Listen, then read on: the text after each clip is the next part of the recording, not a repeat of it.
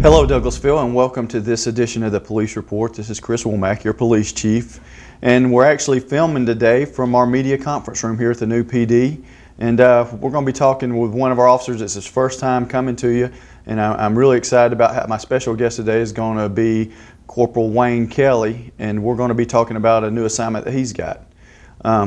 Corporal Kelly, welcome to the show today. Thank you, Chief. Appreciate you coming on the Police Report. I love the opportunity when I get officers to showcase the talent we got within the police department, because anytime I get the chance to brag on you on what a good job you're doing, how good you make the city look, I'm proud to do that.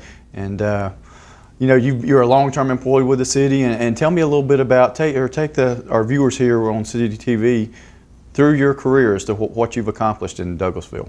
Well, Chief, I started with the department in 1996, so I've been with the department for about 15 years. In that time, I've been on patrol, I've been in detectives, I've been in community-oriented policing. I actually started out on the SWAT team too when they first started. Just recently, I've been promoted to this new position, code enforcement. All right, well that's really what we're going to focus in on today, because it is a new assignment that the police department's been asked to take over, and something that's always kind of worked out of City Hall, but they've decided it might be a better fit for code enforcement to fall under the direction of the police department. I know I'm real excited anytime we're given new challenges, and that's what I really want to talk about with you today is, you know, your vision. And first off, I want to say already you've made us look really good. We've already done a couple public presentations to the City Council, and tell us a little bit about what your plans are for code enforcement under the police department. Well, I appreciate that, Chief. What our plans are, we're really excited that we've got it, that we've got code enforcement over here with us now. Our plan is to educate the public on what the city ordinances are and how that they can come into compliance with what those ordinances are. We are educating the public. We've several things that we're doing now. We're putting out flyers. We're going to host 2 town hall meetings here at the police department. They'll be on August the 16th and August the 23rd. They'll be from 7 p.m. to 8 p.m. And what we're going to do there is we're going to inform the public of who we are, what we're about, and how we're going to make the quality of life for the citizens of Douglasville better. Awesome, awesome. I like that. I like that the message that you're telling me, you know, that our goal is going to be to educate people. I know this has been an educational process for myself. When we started delving a little deeper into us taking over code enforcement, you know, I had no idea that as a city resident, if you want to have a yard sale at your home, there's a permit required for that. Tell us a little bit about, you know, say you live in the city and you decide, hey, this Saturday I'm going to have a yard sale. Sell some of my stuff. What does a resident need to do? Well, I'm learning about that too myself, Chief. What you need to do if you're going to have a yard sale and you want to have the yard sale signs out is you need to just simply go to City Hall. You pay a small fee, and then you can put the sign out in your yard. As long as you're 12 feet back from the curb, you'll be fine. Okay, good deal. I know you and I have spent a little more time together, and recently we went out and did some vehicle shopping.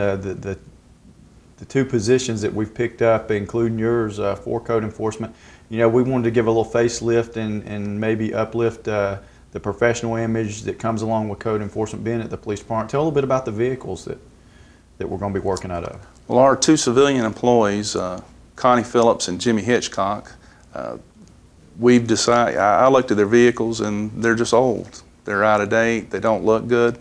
I think you said one of them was no air in this 9,500 degree weather. That's probably a little tough. That's really tough. Getting the sweat out of your eyes to drive. What we have done is we went and bought a brand new Ford Ranger pickup truck, standard cab.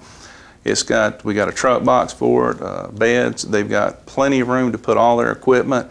We really need the trucks because, you know, when we go around, that's most of our job is picking up these signs that people illegally put out. So trucks are really, really nice. We hope to get another one in the future. We've got one right now. We hope to get one more. Good. I'm hoping we can work together and get that pulled off so that y'all can properly operate out here and do the job that we're asking you to do. You mentioned a little bit about signs. I know explain to the public, because I know I ride around Douglasville and I've noticed like some signs. I'm not even familiar with the businesses, or even stickers put out on some of our telephone poles and stuff. What do we do as far as code enforcement with those? Right. Well, each sign in the city has to be approved by the city, and they have to get a permit for it, be it permanent or a temporary sign. Some people put signs out and they don't really know that you're not supposed to put them out on telephone poles. That'd be telephone company's property, so we can't put anything out on telephone poles. But as long as you can get go to City Hall and get your permit for it, you can have banners, signs, and I know that's going to be a big thing coming up with the elections this year. You know, I noticed another thing that's happened since you've gotten involved with code enforcement is I've seen a lot of taxis coming over here to the public safety facility. What's that about? Why am I seeing so many taxis come over? Well, what we've also done is we've taken over the task of making sure that all the taxis in the city comply with city ordinances. Each taxi has to be marked a certain way. They have to have certain size letters. They have to have certain information on their cabs. The cabs have to be clean, free of body damage. And what we do is we make sure that these cabs are inspected each year, and we put a sticker on the back. It's like you get with your tag. Mm-hmm. And this year the sticker's red. It says Taxi Permit 2011. They have to have that permit on the back of their car to operate in the city if they want to pick up any passengers. Now, next year, what we're going to do starting in December is we're going to recheck all the taxis for the permit of the coming year, 2012, and it will be a different color, just like your tag. So the reason we do this is it's easily visible. Any patrol officer can see it, and we can find out if taxis are operating illegally in our city. There's a big problem with taxis coming from other areas and picking up in our city, taking revenue away from our city and from our cab companies here that want to abide by the rules. Wow, I could see where that could definitely be a big issue if we weren't staying on top of it. Is there anything else that you can think about that's fell under code enforcement that maybe you personally, even being policing here a decade and a half, that you weren't aware of, something that now maybe it's opened your eyes to with code enforcement? Any other issues you'd like to talk about? Well, we also are doing the record checks. Each record that operates in the city, we also do permit them as well. I did not know that only certain record companies could operate, and they have their records have to have certain specifications before that they can get on our list to operate. And like you said, we're still learning. The code book's about that thick. We're trying to learn as we go, and we're not going to be citation driven. That's not our goal at all. We want to educate the public so that they know. Right. You know, it's easier if you know.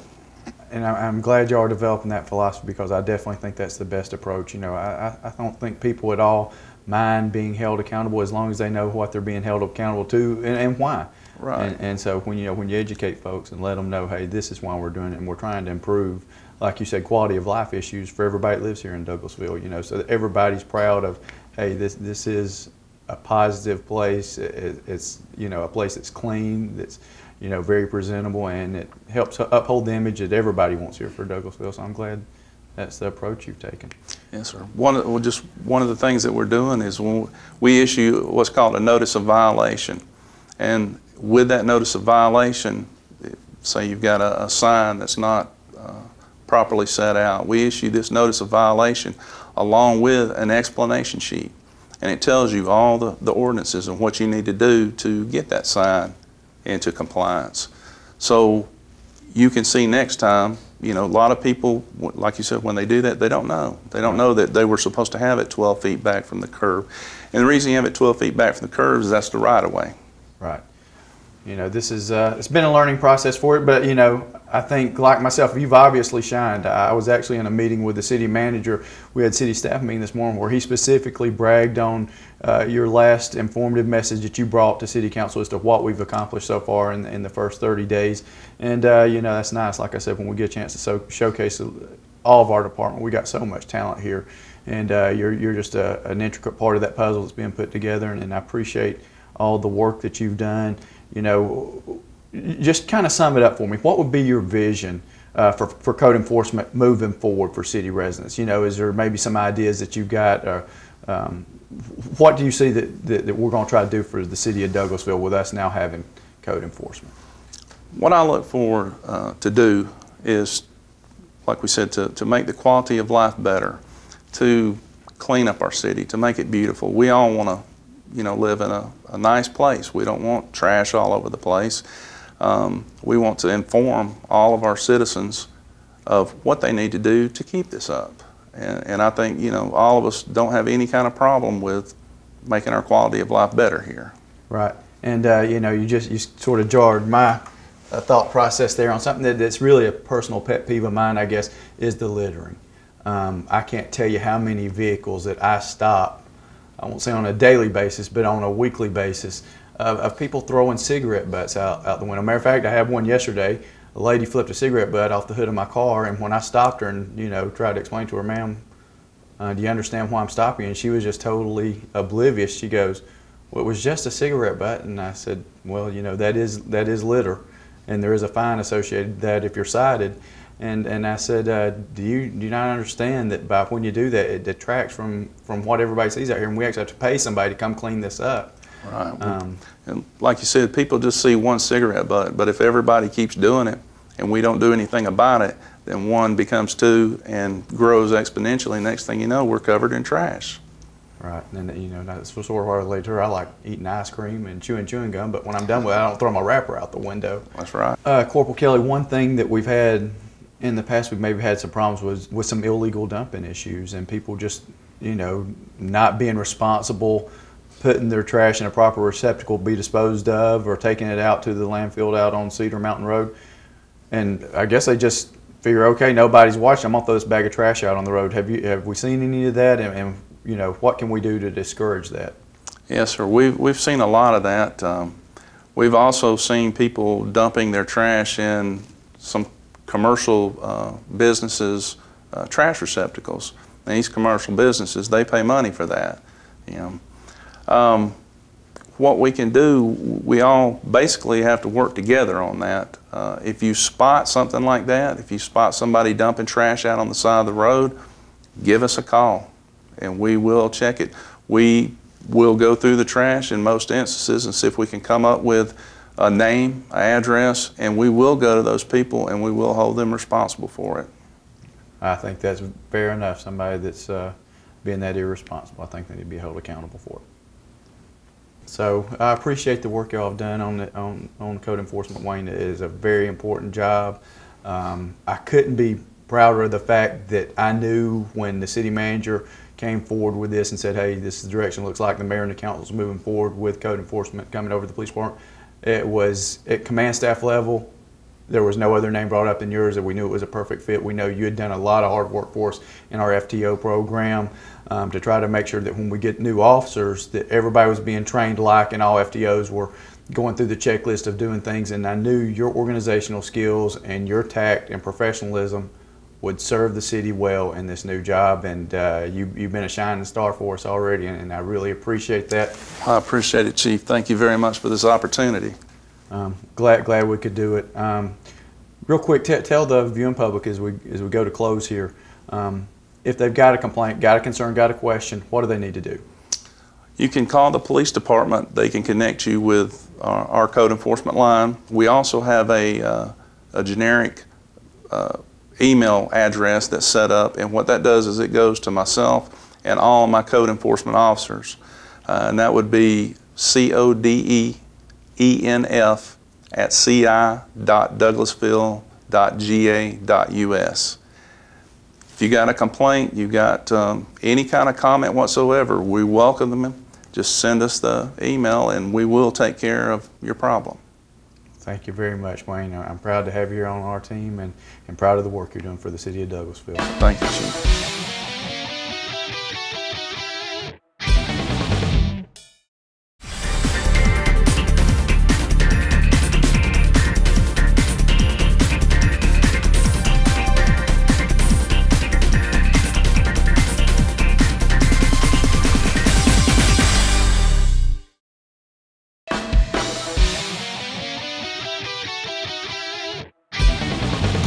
Well, I'd like to welcome you back to the Police Report. I have a new guest with me on stage, but he's definitely not new to all of the viewing audience out there on City TV. Got with me my right-hand man, my big brother, my deputy chief, Gary Sparks. How you doing, Welcome on here, Gary. Glad to be here. Before we get started, anytime I get the chance to let everybody know why we looking so good, I want to let them know that this right here is the key component of how we're able to take care of business. Is you know, you let me get out and do a lot of the politicking, socializing, and you staying on top of everything. You always got the pulse of not only the community but what's going on here in the department. And tell us a little bit about what a day's like for Gary Sparks here at the police department.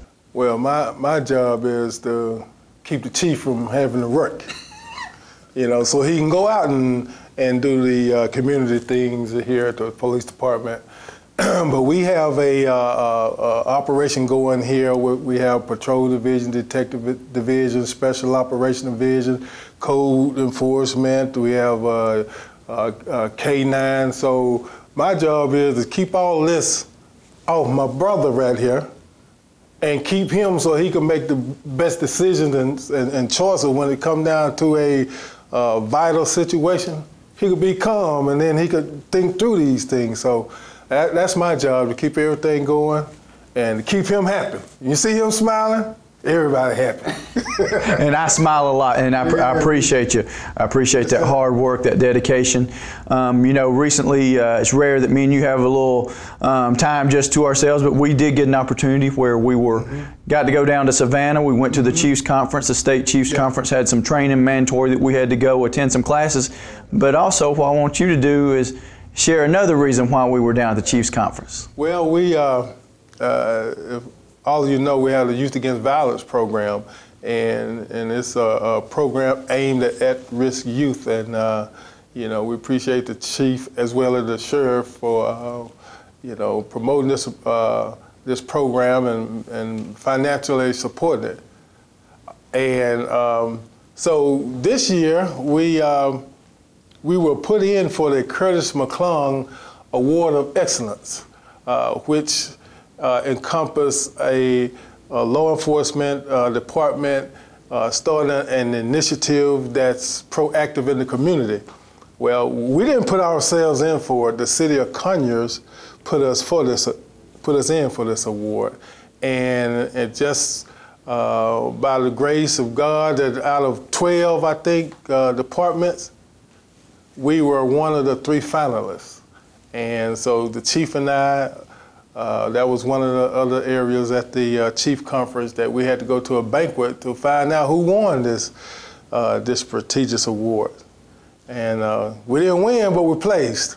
And we're going to keep on and doing our job. And it's not about awards. The chief knows it's not about awards. It's about trying to save some of our young people, make our community safer. So, but this was our second time going down there for this award. Second time to the dance. Second time to the dance, and I tell you, you know, but I tell you one thing, after it was all over, everybody rushed to the chief and rushed to me, like, what, you know, that, man, that's awesome.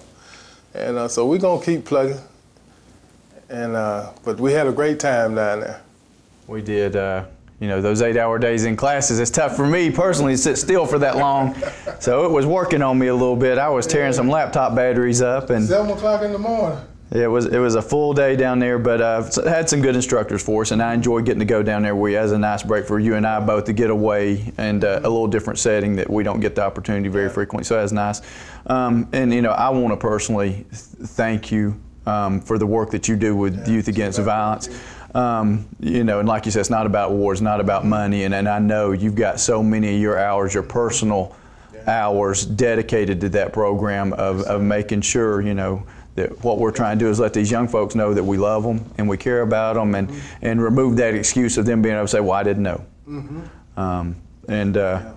You know, both of us growing up right here, they getting a lot more thrown at them at a younger age than we did, things they having to fool with and worry about that we didn't. Yeah, you know, the times now, there's so many things driving at these young people, and so for us to come in and from the police department, You know, you usually have other community groups, church groups, whatever other groups putting on programs to help young people, but this is spearheaded by the police department, and it shows the commitment from our department, which is headed by the chief, and the sheriff's department, that, you know, we want to do more for our kids, and it ain't all about locking up kids. You know, it's about trying to get them to be to know the law, make better decisions, and not to come in a negative contact with the law enforcement from a negative point of view, and it also improves our schools. You know, we've seen, Chief, you know, we've seen a decrease in our level 1 disciplinary actions by the school system, which I'm hoping, and I do relate it to the Youth Against Violence, because we've been doing it for 4 years. Yeah. So, and all our kids come from the schools, so in some way or another. So, and I think we see too when me and you, because we still hit the schools, go down there, especially down here at our old school, DC, and instead of kids trying to look the other way and go the other way, a lot of these kids are running up to you and want to talk to you. And that's what's great. You know, you get it and I get it. You know, you go to a store and a young person come up to you and say, "Hey, Chief." You know, you like, oh, that's awesome. So how many kids in other communities can go up and say, "I know the chief of police. I know the deputy chief." We see them. They in our, you know, they in our lives. They're trying to help us out. You know, but we will put them in jail now. Yeah, if we have to do that, have to go to that. You know, what was really cool, I remember a couple nights ago, you and I had a late night over at New Manchester, had like the ribbon cutting over there, the little sneak a peek. Humongous turnout out there. We passed out a bunch of school supplies here again, partnering up with the Sheriff's Department. And you and I was doing a little taping down there with City TV, and you spotted one of your former students that was obviously bringing his A game. Tell a little bit about how this kid, you know, what you've seen develop in that young man's life since you came in contact with him.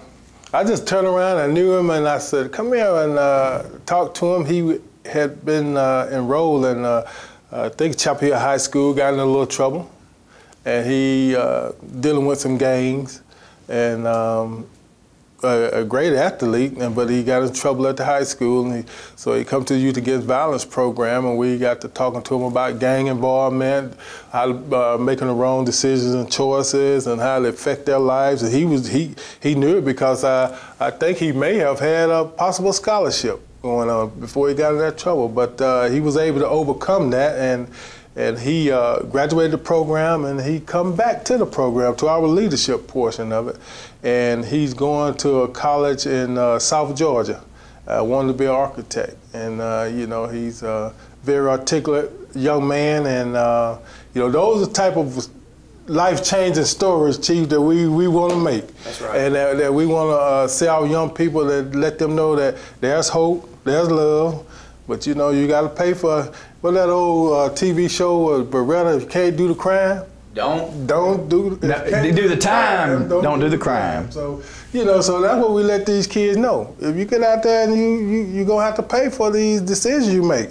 So, but he's making the right decision. And there's another young man that come through the program. He's playing, well, he has a contract with the Detroit Lions. He's trying to make that team.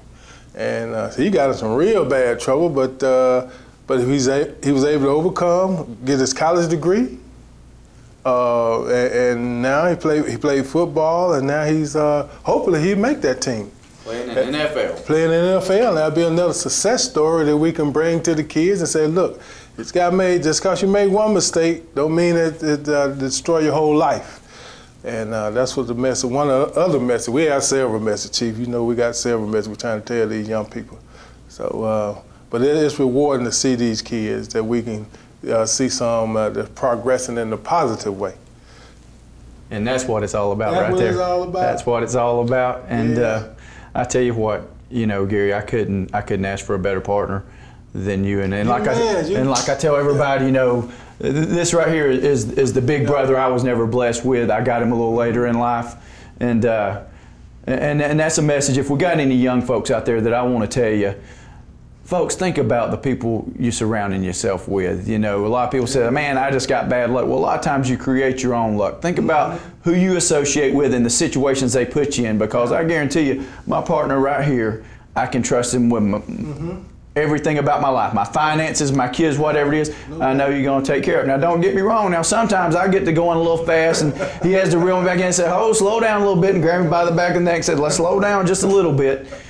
But I know there ain't nobody else going to put their hands on me. And you know, that's what family's all about. And I appreciate, you know, the family, the teamwork that we've got right here going on in the City of Douglasville Police Department. You know, we are a family, and we're doing what we love, and we love in what we do. And it ain't even like, you know, that's you know, me and you, this man right here never takes off from work. He's here every day. He's here most time I see him here. He's every Saturday he's here with Youth Against Violence, and a lot of times on Sundays. You know, this is important to us, and it is not about just drawing a paycheck. This is important to us, and you know, we're from Douglasville. This is our home. We ain't going anywhere. We right here in the fight, and like I said, I'm just so proud of you, Gary, and the way what we be able to step up the police department to a whole new level. And we always innovative, trying to think of new ways that we can deliver services out to the public. And in closing, folks, I just want to say that I thank you so much. This beautiful room that we're filming from here today is because of the City of Douglasville. The taxpayers took care of the police department, and it has meant so much to our police family that we can be proud of when we pull in here every day. And folks, like I tell everybody, we went from the outhouse to the penthouse. I'm telling you, you know what, Chief, this was you know, even though we see this as our vocation, because this is our life, but it coming to something like this, a place like the work, makes it that much better.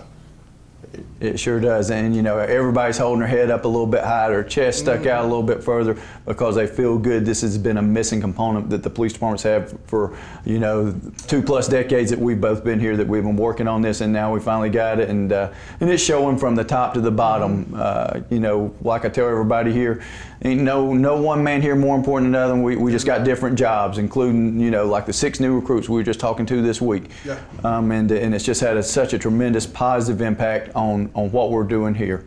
So, you know, once again, City of Douglasville, we love you, we thank you, and like I tell everybody, you are the reason why we're here. And if myself, Gary, can help you with anything, please. I mean, we love getting out in the community, whether it's coming to your church on Sundays or coming to your homeowners meetings. We're going to make sure you got the support you need to be a success in what you've got going to. We want everybody to be loving it as much as we do. Stay safe, and God bless. Chris Womack signing off.